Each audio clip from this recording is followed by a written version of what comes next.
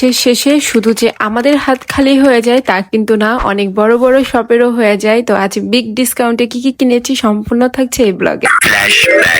Hello, আসসালামু আলাইকুম everyone, কি অবস্থা আপনাদের? আমিও আলহামদুলিল্লাহ আপনাদের দোয়াই এবং ভালোবাসায় অনেক ভালো আছি আলহামদুলিল্লাহ। একটা ব্লগে তোমাদের সবাইকে ওয়েলকাম করছি। Welcome to my blog. Super super super interesting একটা ব্লগ, চলো আমরা মিলেমিশে দেখি। আর আমার ব্লগগুলো যদি তোমাদের কাছে ভালো লাগে থাকে অবশ্যই পেজটা লাইক কমেন্ট ফলো করে দিবা, যাতে পরবর্তী ভিডিও সবার আগে তোমার কাছে চলে যায়। তো অলিপুরে মাসের শেষে ইউজ পরিমাণ সেল দেয়, মানে হচ্ছে অফার। দেখবা বেশ বই থেকে বেশ কিছু জিনিসপত্র বাইরে বিক্রি করে, মানে এগুলো ভেরি এক্সপেন্সিভ কিন্তু ডিসকাউন্টে বিক্রি করা হয়। তো আজকে আমি অনেক বড় একটা কাজে হচ্ছে অলিপুরে গিয়েছিলাম। তো ওখানে গিয়ে আমি অনেক অফার পেয়েছি আর লুটে শপিং করেছি। সম্পূর্ণ ভিডিও কিন্তু দেখো, তাহলে তোমরা দেখতে পারবো আমি কি কি শপিং করেছি। তোমরা অনেকেই জিজ্ঞেস করেছো এই জুতোগুলো আমি কোন পেজ থেকে নিয়েছি। এটা কোনো পেজ থেকে বা মার্কেট থেকে নেওয়া না, এটা সাদা পাথর থেকে কিছু শপিং করেছিলাম, ওখান থেকে নেওয়া। মাত্র 300 টাকা নিয়েছে আমার কাছে। আমি সাদা পাথর থেকে বেশ কিছু কেনাকাটা করেছি। হ্যাঁ জানি এখন অনেকে আমাকে কমেন্ট করবা আপু কি কি কিনেছো,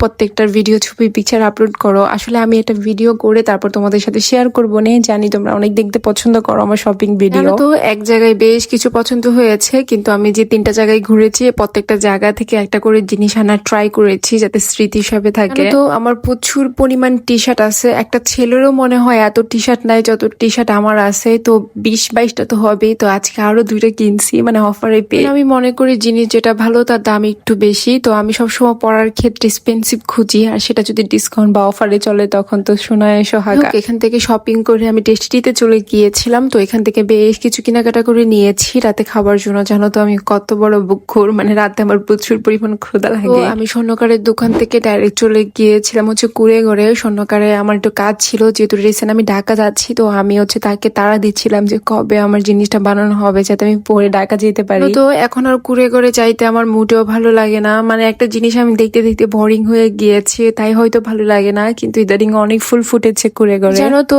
ইদারিং বলে ভুল হবে, এই কুড়েঘরে সবসময় ফুল ফুটে থাকে। তাই তো আমি বলেছিলাম যে ভাইয়া কুড়েঘর না হয়ে ফুলের ঘরে বললে আরো বেশি ভালো হইতো, কারণ সবসময় ফুল ফুটে থাকে। জানো তো 15 দিন আগে টিকিট কেটেছি, কিন্তু আমার তো আর একদমই সইতেছে না যে কবে ঢাকা যাবো, কারণ অনেক প্ল্যান করে রাখছি, অনেক ব্লগ ভিডিও আসবে তোমাদের জন্য। জানো তো তোমাদের দোয়া এবং ভালোবাসায় আমি অনেক বেশি খুশি থাকি সবসময়। কিছুদিন আগেও আমার পেজটা অনেক বেশি খারাপ অবস্থায় ছিল, কিন্তু ইদারিং অনেক ভালো হয়েছে আলহামদুলিল্লাহ। তো আমি এই 2টা টি শার্ট একদম হচ্ছে ডিসকাউন্ট অফারে কিনেছি, একদম পানির দামে। তোমরা যদি কেউ জেনে থাকো অবশ্যই কমেন্ট করবা।